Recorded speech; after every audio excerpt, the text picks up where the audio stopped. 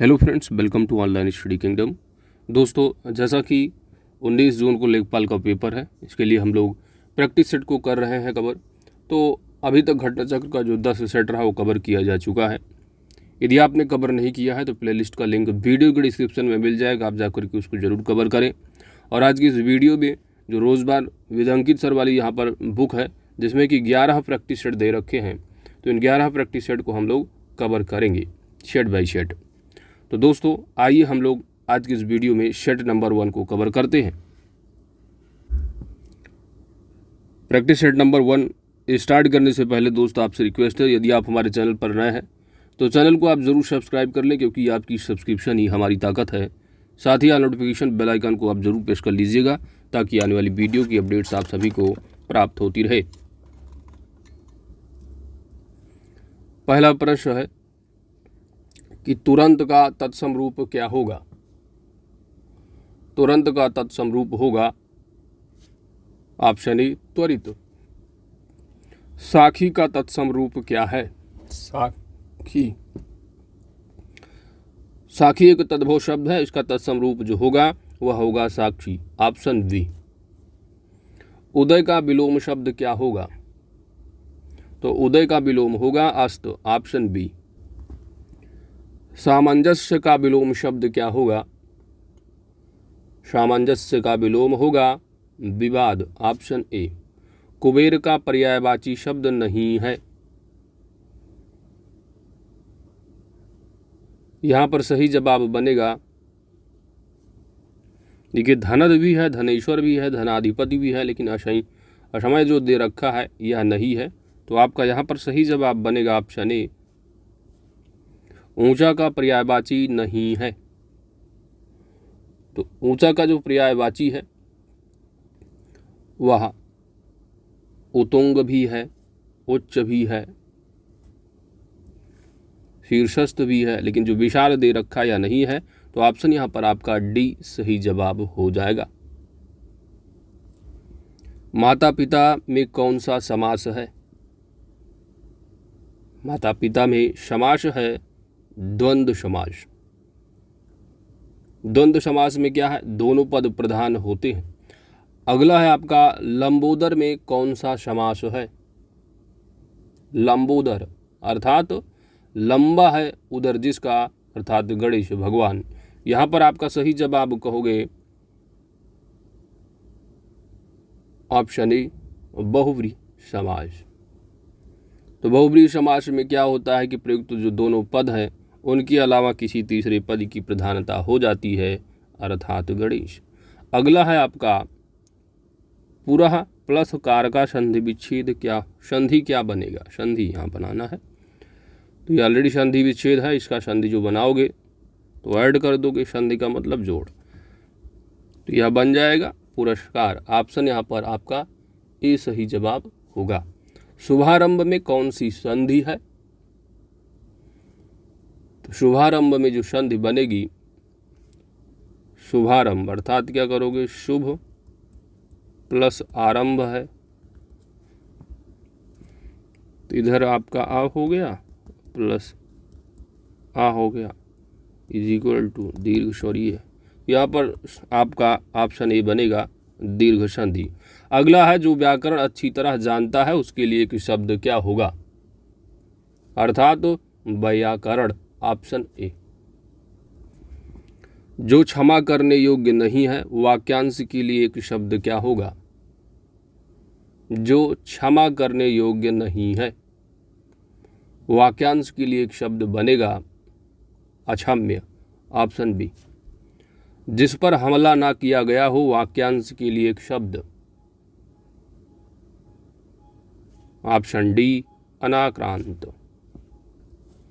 पांचों उंगलियां घी में होना, मुहावरे का अर्थ क्या बनेगा। पांचों उंगलियां घी में होना, यहां पर आपका सही जवाब बनेगा अर्थात लाभ ही लाभ, ऑप्शन ए। अंग अंग फूले समाना, अंग अंग फूले समाना अर्थात आनंद विभोर होना, ऑप्शन सी। सही वाक्य छांटना है। यहाँ पर सही जवाब बनेगा ऑप्शन बी, मुझे विद्यालय जाना है। बाकी आप देखेंगे सभी जो वाक्य दे रखे हैं ए सी डी, इन सब में जो है वो कारक की अशुद्धि है। चलिए अगला जो प्रश्न है, प्रश्न नंबर 17 है, निम्नांकित वाक्यों में शुद्ध विषय चुनिए। पहला दिया है श्री कृष्ण के अनेकों नाम हैं, तो अनेकों की जगह अनेक होना था। श्री कृष्ण के अनेक नाम हैं, तो ऑप्शन बी आपका यहाँ पर सही जवाब है।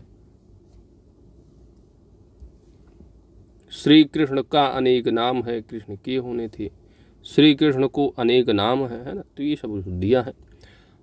अगला है आपका शुद्ध वर्तनी को चुनना है। शुद्ध वर्तनी यहाँ पर ऑप्शन बी है, स्वास्थ्य। शुद्ध वर्तनी वाला शब्द क्या है?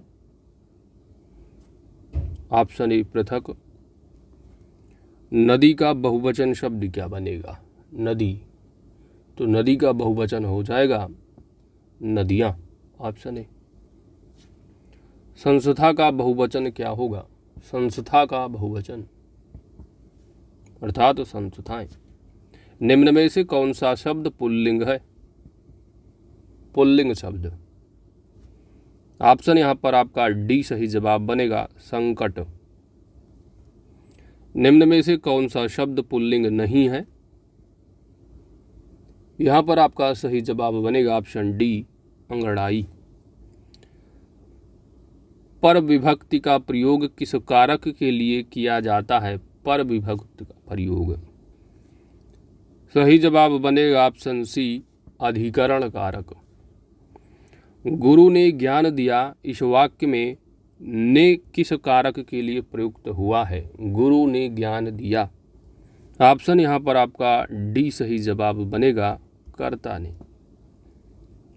तो इन्होंने गद्यांश से आधारित प्रश्न जो है हिंदी में नहीं दिया है, और मेरा मानना है कि गद्यांश से आधारित प्रश्न आपके एग्ज़ाम में ज़रूर पूछा जाएगा, क्योंकि एग्ज़ामिनर का टारगेट होता है बच्चों का जो है वो टाइम का, पेपर में थोड़ा टाइम मिले बच्चे, ठीक है। तो गद्यांश ज़रूर देंगे, इन्होंने दिया नहीं है सेट 1 में, आ सकते आगे सेट में दिए हों।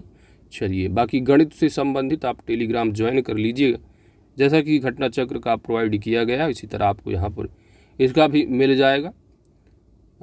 26 से लेकर के 50 प्रश्न होंगे, साथ ही विधि सॉल्यूशन, MCQ के या 100 MCQ के आंसर की भी दे दिया जाएगा। तो टेलीग्राम को आप ज्वाइन न किए हों तो ज्वाइन कर लीजिए। ऑनलाइन स्टडी किंगडम नाम है, टाइप करना है सर्च बॉक्स में टेलीग्राम के ऑनलाइन स्टडी किंगडम, लिंक मिल जाएगा, ज्वाइन कर लीजिएगा। PDF वहाँ पर आपको मिल जाएगी। पहला प्रश्न है कि उत्खनित प्रमाणों के अनुसार पशुपालन का प्रारंभ जो स्टार्ट हुआ था, पशुपालन का जो प्रारंभ हुआ था वह किस काल में? पशुपालन, तो यदि आप घटना चक्र कवर किए होंगे तो मालूम होगा। यहाँ पर आपका सही जवाब बनेगा ऑप्शन ई, मध्य पाषाण काल में। तो पशुपालन के जो प्रारंभ हुए हैं वो मध्य पाषाण काल की लगभग जो है अंतिम चरण में देखे जाते हैं। और पशुपालन के रिसार्च से पूछे जाते हैं तो आदमगढ़ है जो कि होशंगाबाद मध्य प्रदेश में पड़ता है, फिर बागौर है जो कि राजस्थान भीलवाड़ा का होगा। तो इस तरह है स्थान इनके साक्ष्य मिलते हैं पशुपालन के। तो मध्य पाषाण काल याद रखिएगा। निम्नलिखित में से किस स्थल से मध्य पाषाण काल के संदर्भ में हड्डी से निर्मित उपकरण प्राप्त हुए हैं? तो घटना चक्र कवर किया होगा तो आपको मालूम हो गया होगा।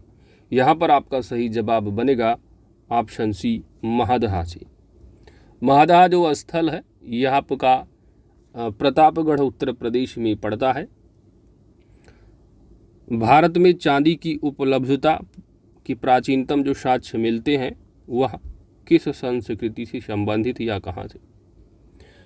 यहाँ पर आपका सही जवाब बनेगा ऑप्शन ए, हड़प्पा संस्कृति में। हड़प्पा वासियों को चांदी की जानकारी थी।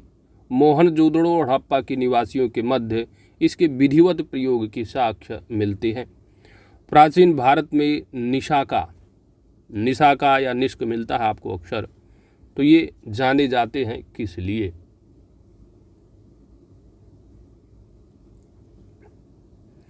तो ये आप एक तरह के स्वर्ण आभूषण है। ऑप्शन यहाँ पर आपका डी सही जवाब बनेगा। तो जो है बौद्ध जातक, ठीक है, बौद्ध जातक में 3 प्रकार के सिक्कों की जो है वो उल्लेख मिलता है। पहला जो प्रकार है वो है निशाका। क्या है? निशाका। कहाँ मिलता है उल्लेख? बौद्ध जातक में। तो बौद्ध जातक में 3 प्रकार की स्वर्ण सिक्कों का उल्लेख मिलता है।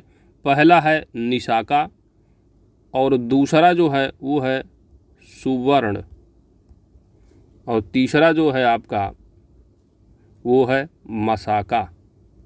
तो पहला हो गया निशाका, दूसरा हो गया सुवर्ण और तीसरा हो गया मसाका।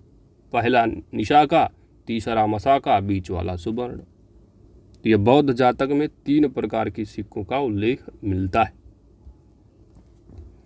निम्नलिखित में से कौन सा प्राचीन भारत में शैव संप्रदाय था? तो घटना चक्र का, सिंपल सी बात, अगर कवर किए होंगे तो आपको मालूम हो गया होगा। यहाँ पर आपका सही जवाब बनेगा ऑप्शन यहाँ पर सी सही जवाब बनेगा, मत्त मयूर। और जो ये मत्त मयूर नामक शैव संप्रदाय, इसका जो उल्लेख मिलता है वह चेदी राजवंश की अभिलेखों में। किसमें? चेदी राजवंश। तो चेदी राजवंश की अभिलेखों में इसका उल्लेख मिलता है। अगला प्रश्न नंबर है, औदंतपुरी शिक्षा केंद्र निम्न में से किस राज्य में अवस्थित है? तो औदंतपुरी, जिसे कि उदनापुर भी कहा जाता है, उदनापुर, उदना, प्राचीन काल में एक प्रमुख शिक्षा केंद्र था और यह बिहार राज्य में अवस्थित था और इसकी स्थापना जो है वो पाल वंश में प्रथम शासक रहे गोपाल के द्वारा की गई थी। तो आपका यहाँ पर सही जवाब होगा ऑप्शन ए, बिहार। दिन और रात कहाँ बराबर होती हैं? सही जवाब होगा आपका जो भूमध्य रेखा अर्थात विषुवत रेखा पर, ऑप्शन ए। निम्नांकित देशों में से किसकी जनसंख्या सर्वाधिक है? तो इन देशों में आप देखेंगे तो सर्वाधिक जो जनसंख्या होगी इंडोनेशिया, ऑप्शन सी। डेन्यूब नदी का उद्गम स्थल क्या है? तो डेन्यूब नदी का जो उद्गम स्थल होगा वह किस कंट्री का? तो जर्मनी, ऑप्शन बी। निम्नलिखित में से कौन सा सतह पर जल संसाधन का एक उदाहरण है? जल संसाधन का सर्वाधिक जो उपयुक्त उदाहरण है वह होगी झील। नींबू में एसिड जो पाया जाता है यह किस प्रकार का एसिड है? नींबू में एसिड जो मिलता है आप कहोगे सिट्रिक एसिड, अर्थात ऑप्शन सी सही जवाब होगा। हरे फलों को कृत्रिम ढंग से पकाने हेतु प्रयुक्त जो गैस है वह कौन सी गैस है? सही जवाब होगा, कृत्रिम ढंग से बात की जा रही है, acetylene, option A. Reserve bank of India की स्थापना किस वर्ष में हुई है? वर्ष होगा 1935। गरीबी हटाओ का नारा किस पंचवर्षीय काल में योजना में दिया गया था? ऑप्शन यहाँ पर आपका होगा ऑप्शन ए, 5वीं पंचवर्षीय योजना। वोटिंग स्याही में निम्न में से किसका प्रयोग किया जाता है? वोटिंग स्याही में तो NaENO3 अर्थात सोडियम नाइट्रेट। यहाँ पर आपका सही जवाब बन जाएगा ऑप्शन ए। सोडियम नाइट्रेट कहाँ होगा? चलिए, सोडियम नाइट्रेट की NaNO3 होगा। यहाँ पर वोटिंग स्याही के लिए यूज होगा वो सिल्वर होगा ना कि सोडियम। क्या होगा दोस्तों? सिल्वर नाइट्रेट होगा, ठीक है। ऑप्शन यहाँ पर आपका सी सही जवाब बनेगा। इसका रासायनिक जो सूत्र होगा सिल्वर नाइट्रेट का, ठीक है, जिसको कि आप AgNO3, तो यहाँ पर ऑप्शन आपका बनेगा वोटिंग स्याही, वो है आपका सिल्वर नाइट्रेट। चलिए अगला प्रश्न नंबर है आपका 66। भारत में निर्वाचित होने का अधिकार किस तरह का अधिकार है? विधिक, संवैधानिक, नैसर्गिक या मौलिक? यहाँ पर सही जवाब बनेगा, यह एक तरह का कानूनी अधिकार है, जो कि आप जनप्रतिनिधित्व अधिनियम पढ़ते हो, पीपल ऑफ रिप्रेजेंटेटिव्स जो एक्ट है 1951, तो उसके अनुसार एक तरह का भारत में निर्वाचित होने का जो अधिकार है वो कानूनी अधिकार है, विधिक अधिकार है। ऑप्शन ए सही जवाब है। भारतीय निर्वाचन आयोग के वर्तमान अध्यक्ष निम्नलिखित में से किस क्रम के हैं? तो वर्तमान में जो अध्यक्ष हैं वो है सुशील चंद्र, और वो नंबर है उनका 24वें क्रम के हैं। जबकि यदि पूछा जाता है कि पहले अध्यक्ष कौन रहे हैं निर्वाचन आयोग के, तो आप कहोगे इनका नाम जो है याद रख लो, सुकुमार सेन।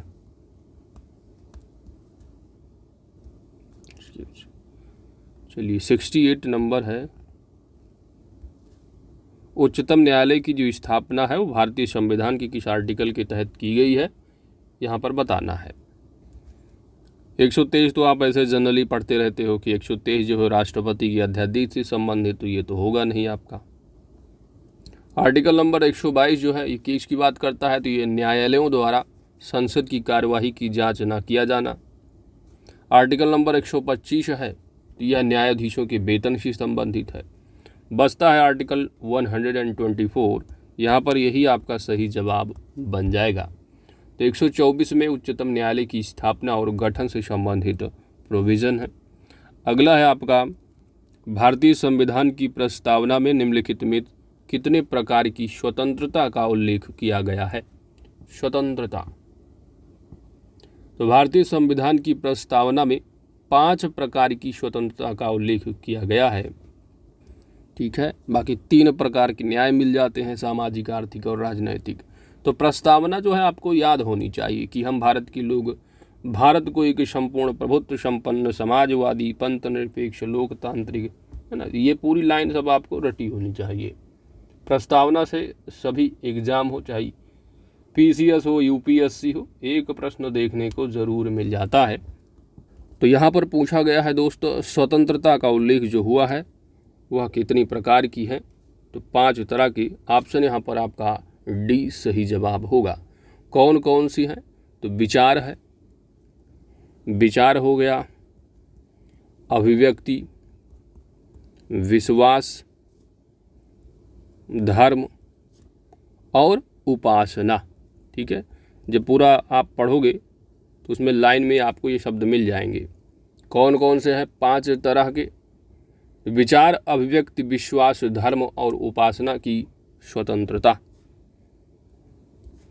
सूर्य किरण सैन्य अभ्यास निम्न में से किस 2 देशों के बीच आयोजित किया गया है? तो कौन कौन से देश हैं? एक तो होगा अपना प्यारा भारत, और जो दूसरा देश होगा वह होगा नेपाल। ऑप्शन ए यहाँ पर सही जवाब हो जाएगा। तो सूर्य किरण जो कि 15वां संस्करण रहा है, और ये है उत्तराखंड का जो पिथौरागढ़ है वहाँ पर जो है ये शुरू हुआ। कहाँ पर? पिथौरागढ़ उत्तराखंड में सूर्य किरण 15वां जो सैन्य अभ्यास रहा है। अगला प्रश्न है कि केंद्रीय औषधि अनुसंधान संस्थान कहाँ स्थित है? तो ये आप इसको कह सकते हो, यह जो एक तरह का यूपीजीके का प्रश्न हो गया, और यह लोकेशन है लखनऊ उत्तर प्रदेश। निम्नलिखित में से आम की बीज रहित प्रजाति कौन सी है? बीज रहित प्रजाति, है ना, तो उसमें बिल्कुल गुठली नहीं निकलेगी। यहाँ पर आपका सही जवाब बनेगा, विश्व की एकमात्र बीज रहित प्रजाति है वो है सिंधु। Option B. पूर्वोत्तर का प्रहरी व प्रवेश द्वार किस राज्य को कहते हैं? पूर्वोत्तर का प्रहरी व प्रवेश द्वार कहा जाता है असम को। Option B. तिलैया बांध निम्नलिखित में से किस राज्य में अवस्थित है? कौन सा बांध दोस्त? तिलैया। तो तिलैया बांध की जो लोकेशन है वह कौन सी नदी पर है? तो बराकर नदी पर है। और लोकेशन आप कहोगे झारखंड। किस राज्य में होगा? झारखंड में। झारखंड के अंदर और जाओगे तो होगा कोडरमा जिला। तो कोडरमा जिला झारखंड में जो है ये मिलेगा तिलैया बांध। किस नदी पर? बराकर नदी पर। इसका निर्माण जो हुआ था वर्ष 1956 ईस्वी में हुआ था और इस बांध की लंबाई 366 मीटर है और इस बांध के द्वारा सिंचाई तथा जल विद्युत उत्पादन किया जाता है। तो सिंचाई प्लस जल विद्युत दोनों है। तो कहाँ पर है? लोकेशन याद रखो, साथ ही साथ किस नदी पर है यही आपसे पूछा जाता है, या कभी कभी पूछ लिया जाता है कि इस तरह का बांध है। तो जल विद्युत भी है और सिंचाई से भी। अगला है डूरंड कप की 130वें संस्करण 2021 जो है वो किसने जीता है? तो डूरंड कप, ठीक है। तो डूरंड कप को जो जीता गया है वो मोहन बगान। तो यहाँ पर आपका ए सही जवाब होगा। तो डूरंड कप बेसिकली एशिया का सबसे पुराना फुटबॉल टूर्नामेंट है और हाल ही में इसका जो आयोजन हुआ था वह जो है पश्चिम बंगाल में आयोजन किया गया था। तो जीके से संबंधित प्रश्नों को आपने कवर किया। अगला जो प्रश्न है आपका वो है ग्रामीण विकास से संबंधित। पहला प्रश्न है कि उत्तर प्रदेश भू राजस्व अधिनियम 1901 की धारा 23 में किस पद का उल्लेख है? तो वही जिसकी आप तैयारी कर रहे हो। ऑप्शन ए सही जवाब होगा लेखपाल। तो 23 में लेखपाल पद का उल्लेख है जो कि ग्रामीण स्तर पर सरकार का प्रतिनिधि होता है और वर्ष 1906 ईस्वी तक गांव द्वारा इसके कार्यों का भुगतान किया जाता था। 1906 ईस्वी तक गांव द्वारा इसके भुगतान का, इसके जो कार्य है उनका भुगतान किया जाता था, परंतु वर्तमान में आप देखोगे कि लेखपाल जो है वो सरकार के द्वारा वेतन प्राप्त करते हैं। उत्तर प्रदेश में चकबंदी योजना का जो प्रारंभ है वह किस वर्ष हुआ था? प्रारंभ की बात की जा रही है। तो दो चीज़ें आपको मिलती हैं, एक वर्ष मिलता है 1954 और दूसरा 1958। घटना चक्र में ऑलरेडी डिटेल में कवर कराया जा चुका है। अंकित भाटीसर वाली बुक में भी आप कवर किए हो कि सबसे पहले जो प्रारंभ हुआ था 2 तहसीलों में, एक थी कैराना तहसील और दूसरा रहा है सुल्तानपुर ज़िला का जो मुसाफिर खाना तहसील है, वहाँ से प्रारंभ किया गया था 1954 ईस्वी में। तो ऑप्शन यहाँ पर आपका सी सही जवाब बनेगा। यदि पूछा जाता कि संपूर्ण प्रदेश में कब लागू हुआ, ठीक 4 साल बाद अर्थात 1958 में। तो यहाँ पर आपका प्रारंभ पूछा गया है तो आप कहोगे 1954। उत्तर प्रदेश में राजस्व परिषद की स्थापना किस सन में हुई थी? राजस्व परिषद, तो वही घटना चक्र या कहीं भी कवर कराया गया है आपका, उसमें अंकित भाटीसर की बुक में भी PDF आपको टेलीग्राम पर दिया ही गया है। तो इलाहाबाद में स्थापना इसकी करवाई गई वर्ष 1831 ईस्वी में, ठीक है। अब इसके आप जानते हो न्यायिक प्रशासन आपकी इलाहाबाद में है, राजस्व प्रशासन आपकी लखनऊ में होते हैं। तो डिटेल में आपको कवर कराया गया है थ्योरी के पार्ट में। चलिए अगला जो प्रश्न है आपका 79 नंबर, ग्रामीण क्षेत्रों में गरीबी समाप्त करने के लिए राष्ट्रीय ग्रामीण आजीविका मिशन की शुरुआत केंद्र सरकार ने कब की थी? यहाँ पर आपका सही जवाब बनेगा 1 जून 2011 को। 1 जून 2011 को केंद्र सरकार के द्वारा राजस्थान के बांसवाड़ा जिले से की गई थी, जिसका प्रमुख उद्देश्य है वर्ष 2024-25 तक सभी ग्रामीण परिवारों को संगठित करना। प्रधानमंत्री आदर्श ग्राम योजना क्या है? प्रधानमंत्री आदर्श जो ग्राम योजना है इसकी जो शुरुआत हुई है 2015-16 में की गई थी और यह पूर्णतः जो है वो केंद्र सरकार के द्वारा वित्त पोषित है ऑप्शन यहाँ पर बी सही जवाब बन जाएगा। सांसद आदर्श ग्राम योजना की शुरुआत कब की गई थी? सिंपल सी बात, यहाँ पर सही जवाब बन जाएगा 11 अक्टूबर 2014। अब यहाँ पर इनकी बुक में थोड़ा सा शायद मिस्टेक है।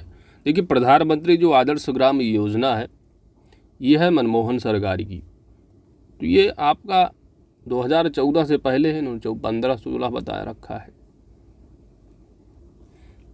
इसकी जो शुरुआत है वो 9-10 में हुई थी, ठीक है। और इसके बाद मोदी जी आते हैं, इनकी जो योजना है वो सांसद आदर्श ग्राम योजना है, और इसकी शुरुआत जो हुई है, उनकी जो शुरुआत है वो आपको होगी 11 अक्टूबर 2014, ठीक है। चलिए आगे बढ़ते हैं। अगला प्रश्न है आपका, स्थायी भूबंदोबस्त का आरंभ किसके द्वारा किया गया था?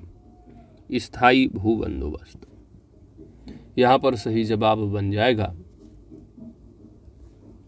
स्थायी भूबंदोबस्त की शुरुआत 1793 ईस्वी में लॉर्ड कॉर्नवालिस के द्वारा की गई थी, और यह पद्धति पश्चिम बंगाल, बिहार, उड़ीसा, उत्तर प्रदेश, आंध्र प्रदेश आदि राज्यों में ईस्ट इंडिया कंपनी एवं जमींदारों के बीच कर वसूलने से संबंधित एक अस्थायी व्यवस्था हेतु समझौता था।